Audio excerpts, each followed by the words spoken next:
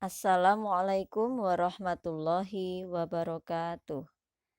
Anak-anak, pada video yang ketiga ini kita akan belajar materi pelajaran membatik bab 1 jenis dan fungsi batik. Yang akan kita pelajari hari ini adalah jenis-jenis batik. Silahkan anak-anak menyimak video ini sampai selesai ya.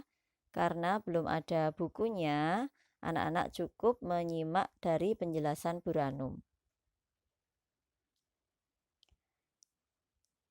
Jenis-jenis batik yang pertama kali kita pelajari adalah batik tulis, ya. Batik tulis dibuat dengan cara tradisional, artinya menggunakan tenaga manusia. Caranya adalah dengan menuliskan malam menggunakan canting. Pembuatan batik tulis ini memerlukan waktu yang lama, yaitu 3-6 bulan. Proses pewarnaan batik tulis dilakukan dengan berulang-ulang. Oleh karena itu, karena waktu yang digunakannya lama ya dan rumit, jadi harganya mahal dibandingkan dengan batik yang lain. Kemudian alat dan bahan untuk membuat batik tulis apa saja ya? Nah, yang pertama kita memerlukan bahan berupa kain. Bahan kain batik adalah kain mori, sutra, santung, dan belacu. Bahan kain batik dicuci lebih dahulu atau istilahnya adalah ngetel. Kain sutra membuat batik berharga mahal. Nah, dari bermacam-macam kain ini, yang harganya paling mahal adalah sutra. Yang kedua, kita memerlukan alat yang namanya canting. Ini namanya canting ya. Canting digunakan untuk menulis malam pada kain. Terbuat dari tembaga. Mengapa terbuatnya dari tembaga? Nah, karena tembaga ini bersifat ringan, lentur, dan kuat. Nah, canting ini juga cepat panas ya, jadi malam yang ada di dalamnya tidak mudah membeku. Ya, panasnya tahan lama. Bagian-bagian dari canting adalah ini namanya gagang untuk pegangan, kemudian ini nyamplung untuk menempatkan cairan malam, dan ujungnya ini adalah cucuk untuk menyalurkan atau menorehkan malam ke atas kain. Canting dibedakan menjadi beberapa macam. Yang pertama menurut fungsinya. Canting ada dua, yaitu canting reng-rengan dan canting isen. Canting reng-rengan digunakan untuk membatik reng-rengan atau ngeng-rengan. Ini digunakan untuk membuat pola pertama kali. Ya. Kemudian canting isen ini canting yang digunakan untuk membatik isi bidang atau untuk mengisi pola. Kemudian yang kedua, menurut besar kecilnya cucuk canting. Ada 3.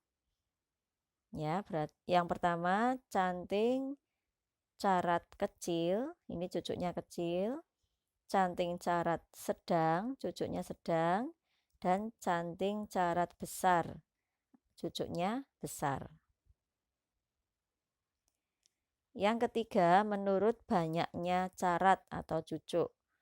Ini dibagi menjadi 6. A. Canting cecekan, ini cucuknya ada 1. B. Canting loron, cucuknya ada 2. Canting telon, dari kata telu, cucuknya 3. Canting perapatan, dari kata papat, berarti cucuknya 4. Canting liman, dari kata limo, berarti cucuknya ada 5. Dan canting biok, ini cucuknya berjumlah 7 buah.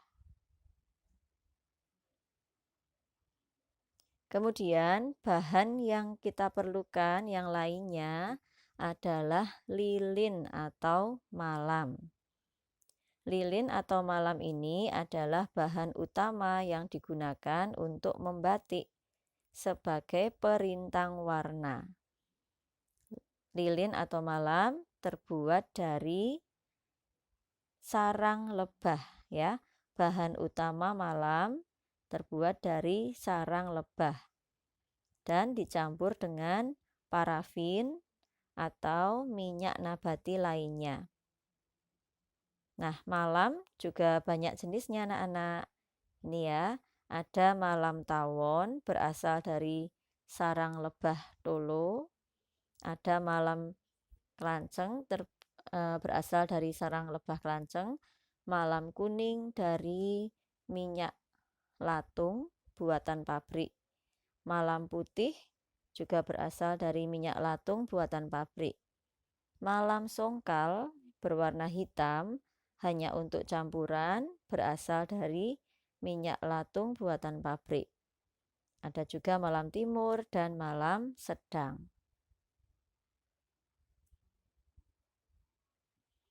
Kemudian yang keempat yang kita butuhkan untuk membuat batik adalah pewarna.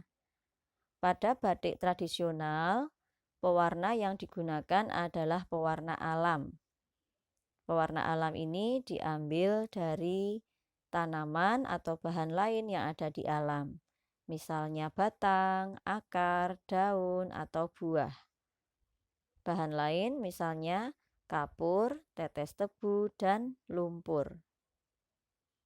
Nah, di bawah ini adalah contoh bermacam-macam tumbuhan yang bisa kita pakai sebagai pewarna batik tradisional. Kunyit menghasilkan warna kuning.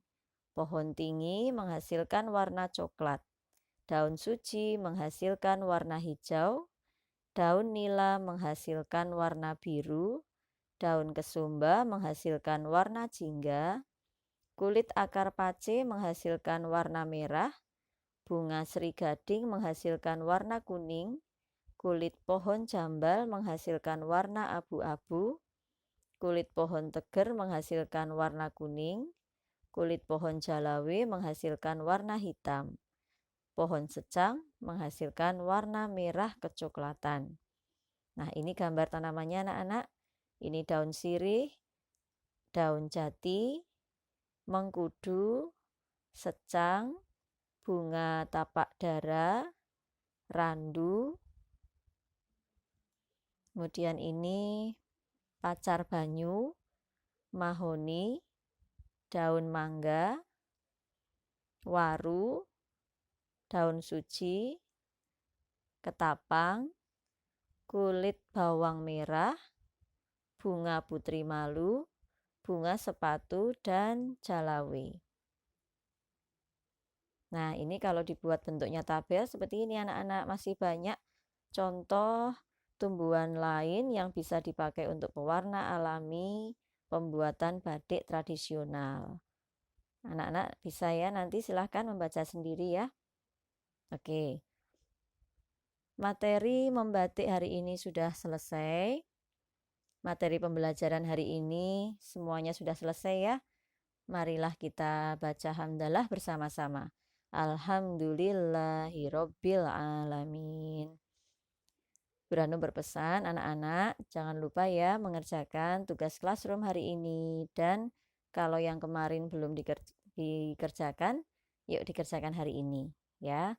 Kemudian jangan lupa sholat 5 waktu, membantu orang tua, hafalan alailnya yuk diulang-ulang terus.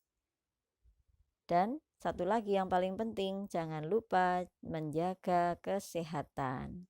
Oke, terima kasih anak-anak. Buranum akhiri. Wassalamualaikum warahmatullahi wabarakatuh.